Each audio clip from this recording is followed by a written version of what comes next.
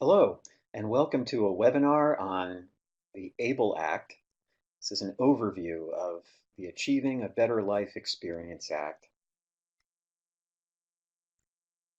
There are 9 learning objectives. Very quickly, they are to understand the purpose of ABLE accounts and who's eligible, to be able to state the limitations on contributions to ABLE accounts, types of expenses you can use ABLE account funds to pay for, to identify public benefits that don't count ABLE account funds when determining eligibility, to describe how ABLE accounts interact with public benefits, especially SSI, to understand Medicaid Payback, to describe Michigan's ABLE program known as MyABLE, and finally to explain a benefit to work coach's role regarding ABLE accounts.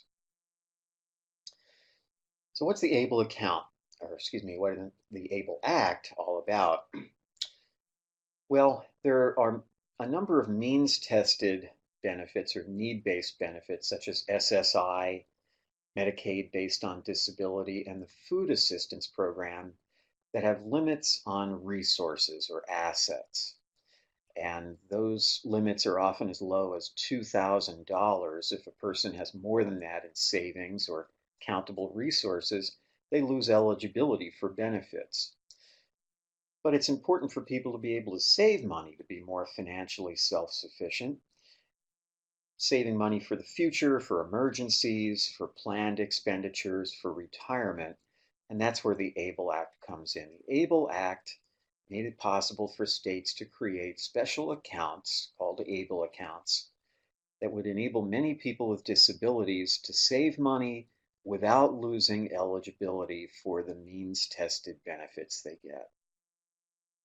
I'm going to summarize a handful of key points about ABLE accounts before we get into the details.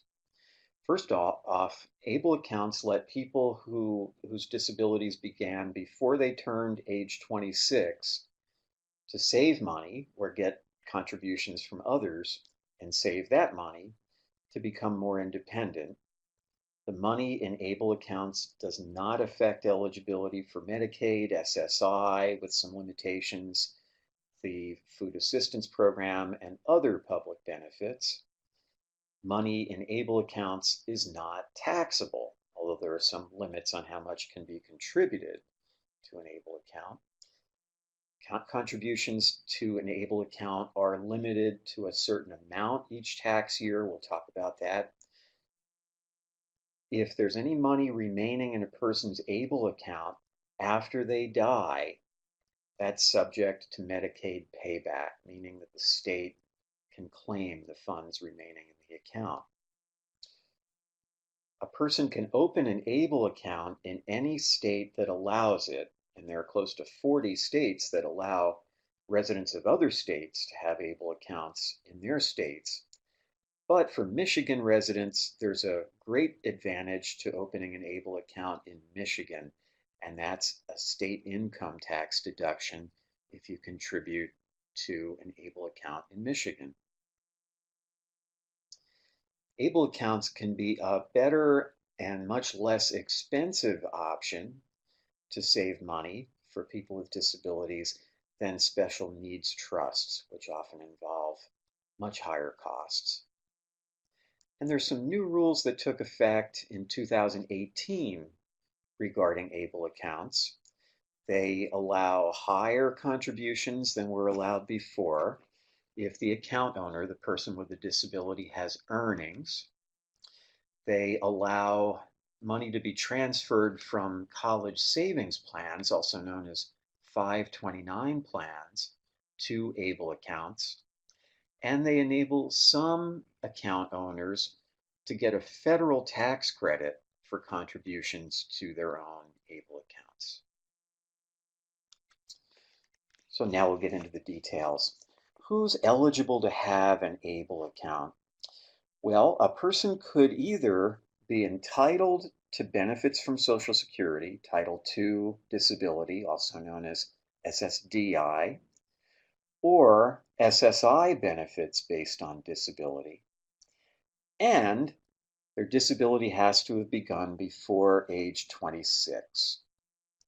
Now, if they don't get benefits based on disability from Social Security, they'd have to have a disability certification on file with the IRS that simply says that they were disabled since before the age of 26 with a significant disability. A person does not provide a written diagnosis from a physician when they open an ABLE account, but they have to have one in their possession, and if the IRS requests it, they have to provide it.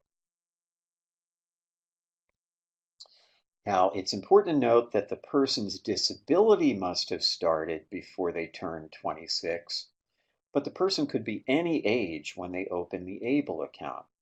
So if your disability began before age 26, but you're in your 60s, you can still open an ABLE account. Now you're limited to having only one ABLE account at a time. If you want to open a new one, you have to also close out the old one. Who owns an ABLE account? The person with a disability owns an ABLE account, and that's an advantage over special needs trusts in which the person with a disability who benefits from the money does not own the account or the money in it.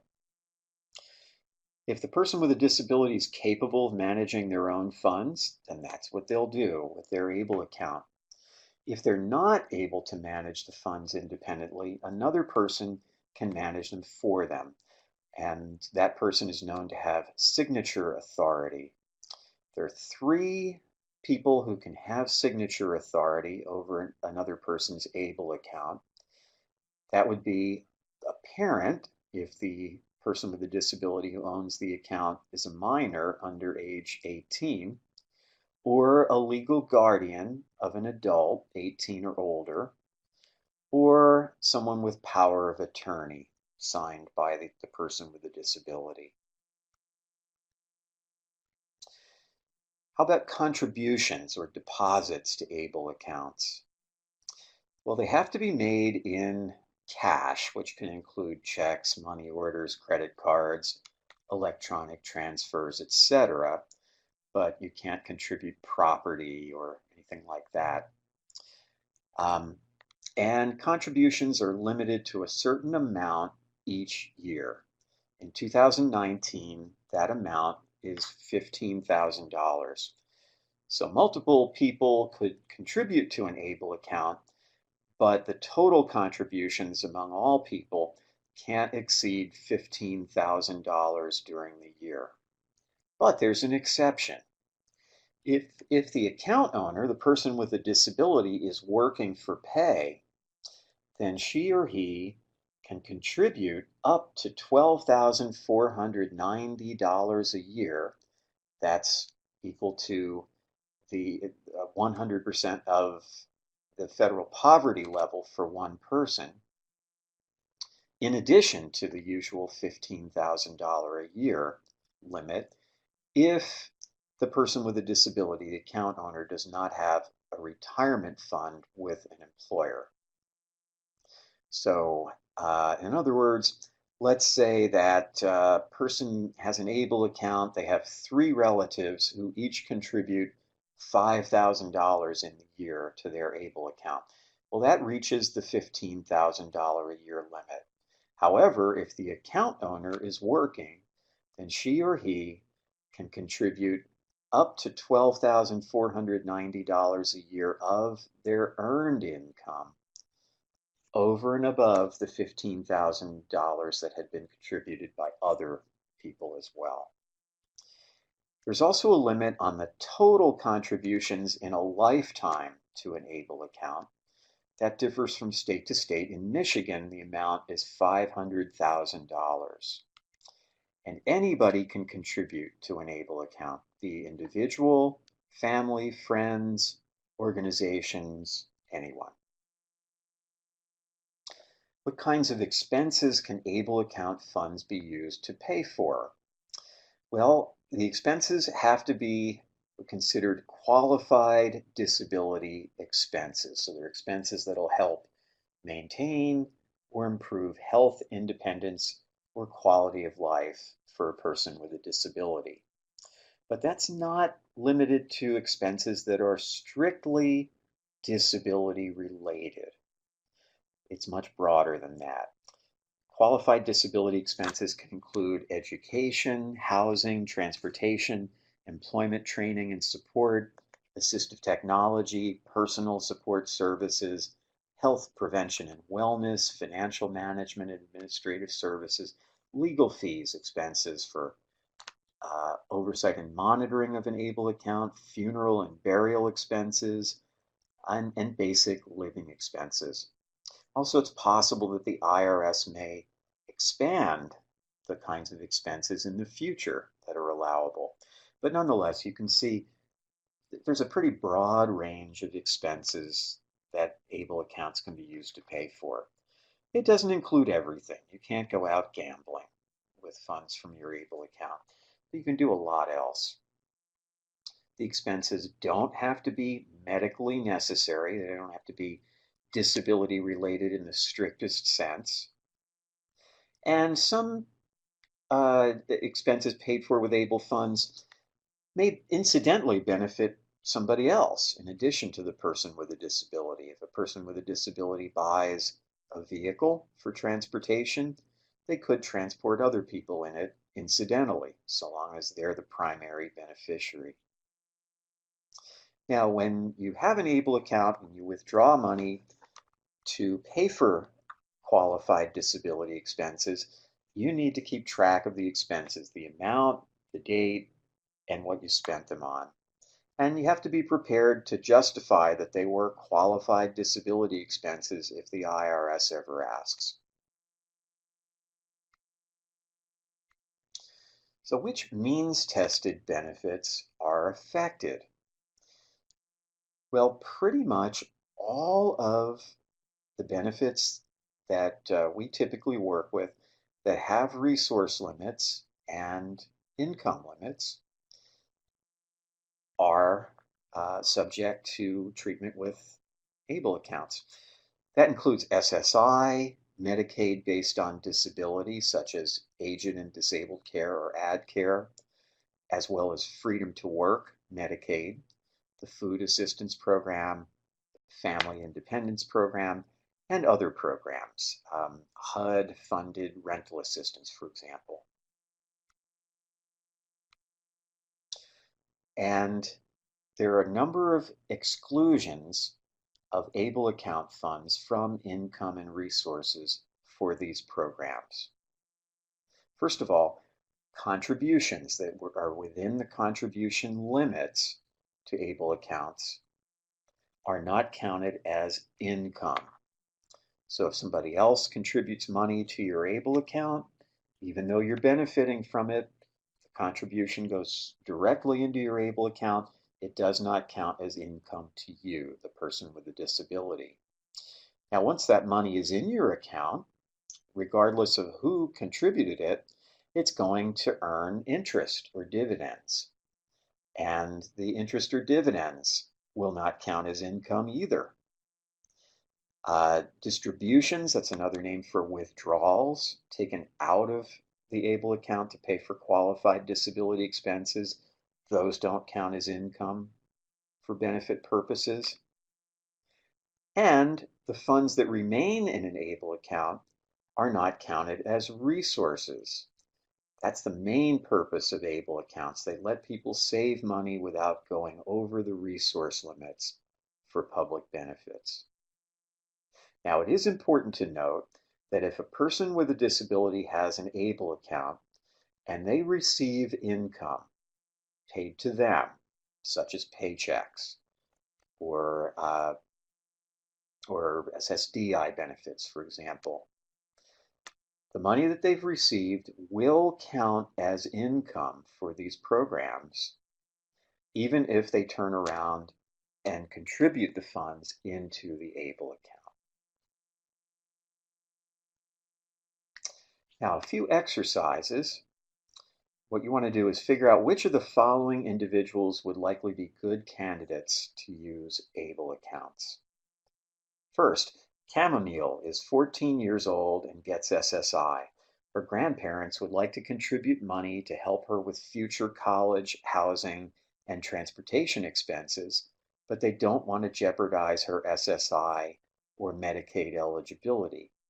They'd like to contribute $6,000 a year for these expenses. And you can pause now and come back when you have an answer.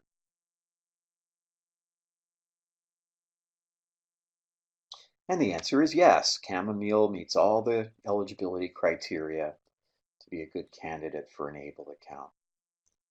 Number two, Pico is 30 years old and qualified for SSDI and SSI after sustaining a traumatic brain injury in a car accident 2 years ago.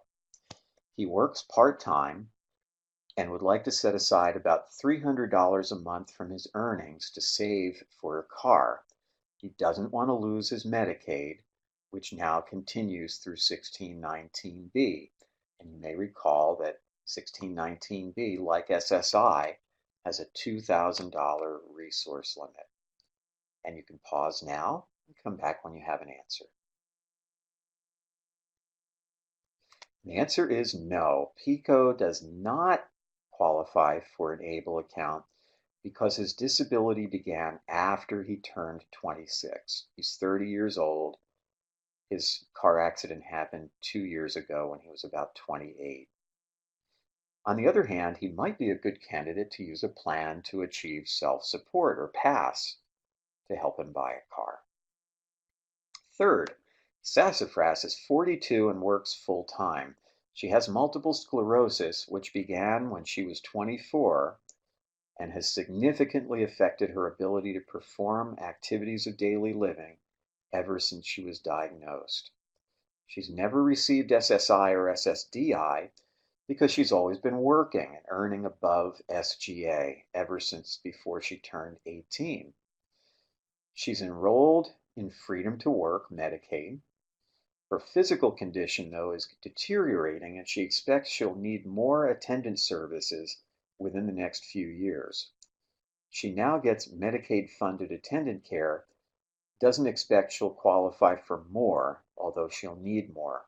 Her parents would like to contribute about $12,000 a year to supplement her attendance services when she eventually needs more. So would she be a good candidate for an ABLE account? You can pause now, come back when you have an answer. And the answer is yes. Sassafras appears to meet all the criteria to be a good candidate for an ABLE account. Fourth, Earl Grey is 51 years old, gets SSI for paraplegia, which he sustained when he was a teenager. His great aunt is drawing up her will and would like to leave $150,000 to Earl Grey to help him secure better housing, but doesn't want to affect his SSI or Medicaid. You can pause and return when you have an answer.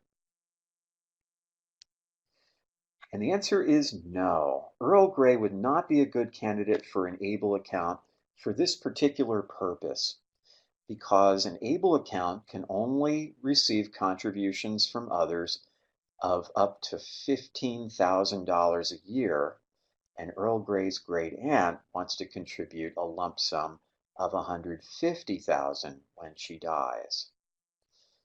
However, a special needs trust could be an option. The great aunt could contribute $150,000 to a special needs trust, which does not have a limit on contributions, or she could make a big down payment on a home for Earl Grey to buy and live in, because the home a person with a disability lives in does not count as a resource for SSI or Medicaid. All right, so there are some special rules for SSI and how ABLE accounts interact with SSI benefits. Now, first of all, a distribution, a withdrawal from an ABLE account does not count as income for SSI purposes, even if it's used for a non-qualified expense, which of course would never be recommended, or if it's used for housing. Now, a distribution from an ABLE account that's going to be used for housing or for a non-qualified expense will not count as income if the money is spent during the same calendar month it's withdrawn from the ABLE account. Then it will not count as a resource either. But if a person withdraws money from their ABLE account in 1 month and they don't spend it on housing or a non-qualified expense until after that month, then the amount becomes a resource until it is spent. So very simply, a person just needs to, if they receive SSI, they just need to make sure that when they withdraw money to pay for housing, they make the withdrawal during the same calendar month when they're going to spend the money. That's it. If they do that, then none of the money they've taken out will become a resource. Now, there is a limit on how much can be in an ABLE account without affecting SSI, without counting toward the usual $2,000 SSI resource limit. And that limit is $100,000. So the first $100,000 in an ABLE account will not count against the $2,000 resource limit for SSI or for 1619B. So we talked earlier about the fact that total contributions in a lifetime to an ABLE account in Michigan could be $500,000, $500,000. But only the first 100,000 that's in the ABLE account will not count against the resource limit for SSI. Now, suppose a person on SSI has an ABLE account and they save more than $100,000 in it. Well, the amount that's over $100,000 will count as a resource. Let's suppose the person saves $103,000 in their ABLE account. That means the amount over 100,000, the extra 3,000, will count as a resource. Since 3,000 is greater than 2,000, that person would be over the SSI resource limit. Their SSI, though, would only be suspended, not terminated. And usually in a case like that, when somebody goes over the SSI resource limit, the suspension only lasts for up to 12 months. If they continue to be over resources for more than 12 months, then SSI is terminated. But there is a special rule regarding ABLE accounts. If the only reason you're not eligible for SSI is that you have too much above $100,000 in your ABLE account, the suspension will continue indefinitely. It will never be terminated. Also, if SSI or 1619B eligibility is suspended because of having over $100,000 in an ABLE account, and if the person would otherwise be eligible for SSI if it weren't for the extra money in their ABLE account, then their Medicaid will continue. The Medicaid will not be suspended, even though the SSI or 1619B eligibility is. On the other hand, if the person becomes ineligible for SSI for any other reason, for example, they have more than $2,000 in other resources, they get a big pension, they win the lottery, whatever it might be, then the usual SSI rules will apply. The benefits will only be suspended for up to 12 months, and then they would be terminated if the circumstances didn't change. Now, if somebody contributes to an ABLE account, the contributions are not deducted from their countable income if they receive public benefits or SSI. Now, one nice feature about an ABLE account is that you can take money out of it and use it to pay for shelter, for housing, and it will not reduce the individual's SSI payments. Usually, if a person receives money from another source to pay for housing, that can reduce their SSI payment by up to 1/3. But if the money goes directly into an ABLE account and then the person takes it out to pay for housing, their SSI is not reduced. It's a nice little loophole. So if a family member wants to help contribute to someone's housing costs without affecting their SSI, they can contribute directly to that person's ABLE account. Then the person can take the money out of their ABLE account, use it to pay for housing. The SSI will not be reduced. If that other person had instead given paid directly for rent or utilities for the person with a disability who gets SSI, that would cause their SSI to be reduced by up to 1/3. Now, typically, if a person has money in a special needs trust that's for their benefit, if money is taken out of the special needs trust and used to pay for shelter costs, that would reduce the SSI by up to 1/3. But if the money in a special needs trust is transferred into an ABLE account and then it's withdrawn from the ABLE account to pay for shelter, the SSI is not reduced. Another nice loophole. A few exercises now. First, Octavia receives SSI and owns an ABLE account. She earns $1,300 a month gross wages in her job. Her family contributes $15,000 a year into her ABLE account. In other words, her family is meeting the usual $15,000 a year contribution limit into her ABLE account. They're using it up themselves. How much of Octavia's earnings would she be allowed to contribute to her ABLE account? Pause here, return with your answer.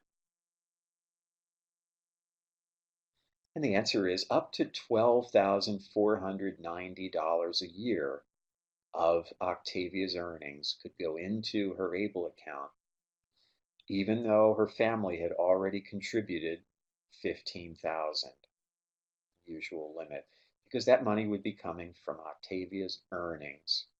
And she does not have an employer-sponsored retirement fund. Second, if Octavia withdraws money from her ABLE account to pay for rent, will this affect the amount of her SSI payments? And the answer is no, it won't. We just covered that. Third, eventually, Octavia's ABLE account balance reaches $101,000. She has no other countable resources. How much of her ABLE account balance will count as a resource for SSI, and will she still meet the resource limit for SSI? Please pause and return with your answer. The correct answer is $1,000 of the money in her ABLE account will count as a resource for SSI.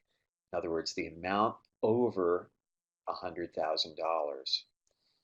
And yes, she will still be eligible for SSI. She'll still meet the resource limit because her countable resources will be only $1,000, and that's less than the $2,000 limit.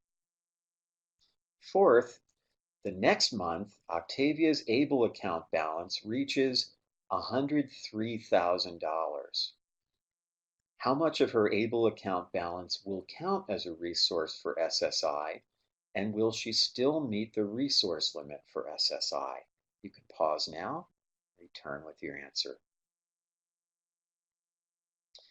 The answer is $3,000 will count against the SSI resource limit, the amount over $100,000. She will no longer meet the resource limit for SSI because she'll have $3,000 in countable resources, and that's greater than the $2,000 resource limit. Fifth, will Octavia's SSI payments continue, and will her Medicaid continue? Pause now and return with your answer. Octavia's SSI payments will not continue.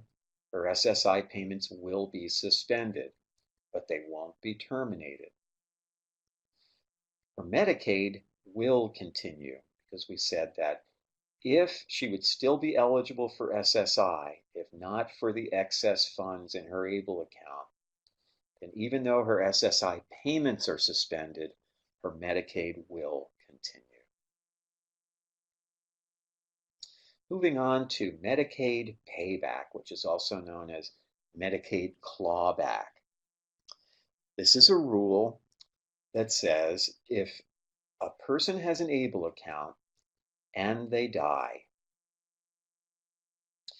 any funds remaining in their ABLE account after outstanding expenses have been paid for, including burial costs for the account owner, the state can file a claim to collect all the remaining funds in the account up to the amount that was spent on Medicaid expenses for the account owner after they opened their ABLE account. Subtracted from that would be any Medicaid buy-in premiums that the account owner has paid. That would be, in Michigan, freedom to work Medicaid premiums. This is the one real downside to an ABLE account, in my opinion, is that the money remaining in the account when the person dies may revert to the state.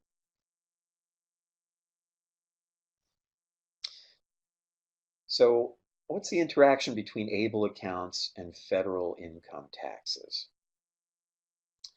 Well, if a person receives contributions from other people into their ABLE account, and those contributions don't exceed the annual limit, if the total contributions they get from other people are no greater than $15,000 in the year, then none of the money will be subject to a gift tax. Now, contributions to ABLE accounts are made with after-tax funds. They're not deducted from income for federal income taxes, although there is a deduction for Michigan income taxes that we'll get to in a little bit. Now, a withdrawal or distribution from an ABLE account that's used for an allowable purpose for a qualified disability expense is not taxable. Now, if a distribution or a withdrawal from an ABLE account is used for an expense that's not allowable, not for a qualified disability expense, then the amount that was withdrawn is taxable. And in addition to the regular federal income tax, there's a 10% tax penalty on top of that. So it's wise to use ABLE account funds only for qualified disability expenses to avoid extra tax. So Michigan does have an ABLE program. It's known as MyABLE. The website is miable.org. And the biggest advantage for Michigan residents of having a Michigan ABLE account, a MyABLE account, is the state income tax deduction. So if any Michigan resident, that could be the account owner, the person with a disability, a family member, or anybody else in Michigan, if anybody contributes to a Michigan ABLE account and they live in Michigan, they can get a state income tax deduction of up to $5,000 a year for a single person and up to $10,000 a year for a married couple that's filing a joint tax return. So if your parents contribute $10,000 a year to your ABLE account, they can get a $10,000 income tax deduction on their state income taxes. If your single uncle contributes $5,000 a year to your ABLE account, he can get a $5,000 income tax deduction on his Michigan income taxes. Now, an income tax deduction is not the same thing as a credit. If you get to deduct $5,000 a year on your Michigan income taxes, it means $5,000 a year less income is going to be taxed. It doesn't mean you'll save $5,000 in taxes. It just means you'll pay taxes on $5,000 less income. So that will save you a good bit less than $5,000, but it's certainly better than no deduction at all, no tax savings at all. The minimum contribution to a MyAble account is $25, or only $15 if you have an automatic investment plan. There's no minimum amount for withdrawals. You can take out as little as you like. You can make contributions through electronic transfers or by check. And you can withdraw through a debit card, electronic transfers, or check. But if you withdraw money from your ABLE account through or by check, there's a $10 fee for each check withdrawal that you make. And you can make either individual contributions or you can have automatic monthly transfers from another account go into your MyAble account. MyAble actually has a page, it's kind of like a GoFundMe page that enables people with MyAble accounts to solicit contributions from other people, from strangers, and sometimes people contribute. Now, with ABLE accounts, and particularly with MyAble, you get a choice of investment options. There are very conservative options, almost like bank accounts, more moderate and balanced options, and more aggressive options. Now, the more conservative account options have a very low risk of losing any money, but the return on your investment, the interest that you'd earn, is also very low. So very low risk, but also very low return. The more aggressive account options have a higher risk that your account could lose money, but you could also potentially get a lot more money, particularly if you have stocks and the stock market does well. But the individual gets a choice, and they can mix. They could have some more conservative options and some more aggressive options. They can decide which percentage of their MyAble funds to invest in each kind of option. There's a $45 a year account fee for MyAble accounts. There's a 0.5% program management fee, 0.5% of the funds in your ABLE account each year. And then there's an annual asset-based fee, a fee that's coming out based on the type of investment options you've chosen. It can be as low as 0.5% of the money in your ABLE account, or as high as a little over 0.75%. There's no fee for using a debit card to make withdrawals, but as I mentioned before, there is a $10 fee if you make withdrawals by check. And there are no other fees for transactions. A few more exercises. Marty opens an ABLE account in Michigan where he and his parents live. His parents, who file a joint tax return, contribute $10,000 to his account in 2019. How much of his parents' contribution can be deducted from their income for Michigan income tax purposes? And the answer is $10,000. That's the limit on contributions being deducted for state income tax purposes for married couples who file joint tax returns. Second, if Marty opened his ABLE account in another state, would his parents be able to deduct any of their contribution to the account for Michigan income tax purposes? And as you would expect, the answer is no.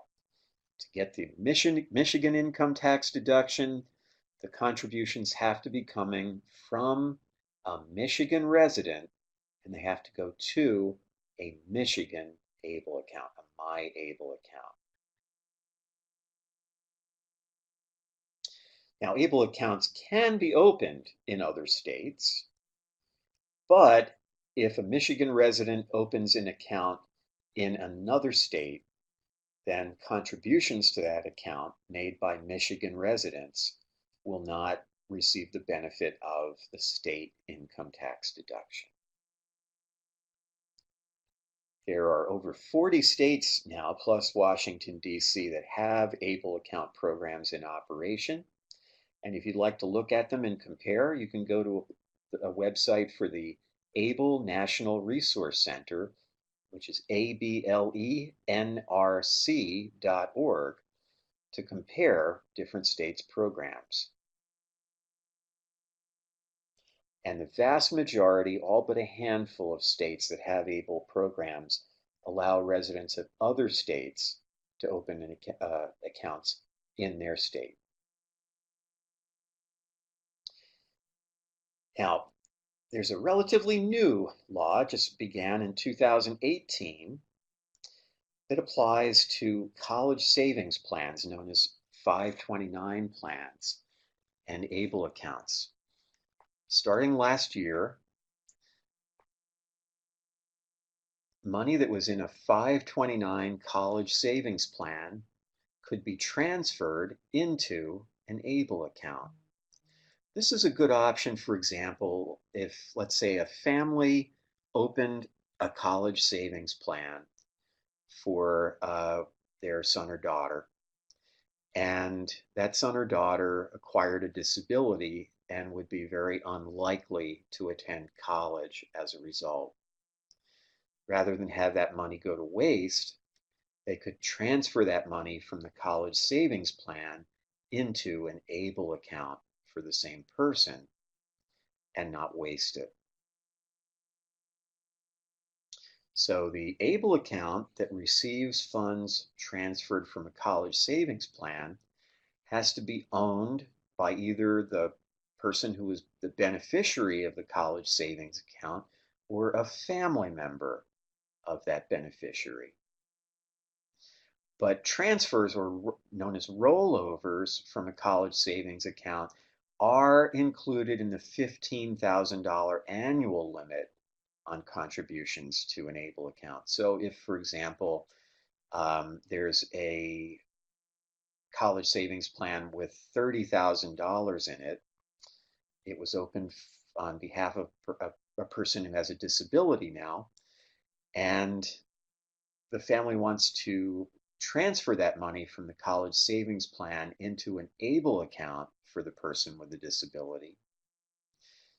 They can do that, but they're going to have to, it's going to take them 2 years to do it. They can only transfer $15,000 a year. In order to transfer the whole $30,000, it would take 2 years at $15,000 a year. Also starting in 2018, ABLE account owners can qualify for a federal income tax credit known as the Retirement Savings Contributions Credit, or the Savers Credit for short. This is a tax credit that's long provided an incentive to low and moderate income taxpayers to contribute to their retirement accounts, IRAs, 401ks, 403bs. As of 2018, people who don't have retirement accounts but do have ABLE accounts can use the Savers credit as an incentive to contribute to their ABLE accounts and save on their federal income taxes. So what's the role of a benefit to work coach regarding ABLE accounts? Well, you should certainly inform pretty much everybody that you're working with who gets benefits based on need that have resource limits about the option to save money in ABLE accounts so that the money that they save will not count against the resource limits for those benefits. That's assuming they're eligible. Their disability began before age 26. If people want to look at their options for opening ABLE accounts outside of Michigan, you can refer them to the ablenrc.org website where they can see a comparison. You should mention that if they open a MyAble, a Michigan ABLE account, that they or other Michigan residents who contribute to their account can get that state income tax deduction. And of course, if you have questions about ABLE accounts, you should get help from your technical assistance provider or from a benefit planner. And finally, here's some resources that can provide more information about the ABLE Act. There's a link to the text of the original Act, a link to the proposed regulations, which have not yet been made final, a link to the POMs about how ABLE accounts interact with SSI, a link to the Michigan ABLE, the MyAble program, and a link to the ABLE National Resource Center website. Thank you very much for participating in this webinar.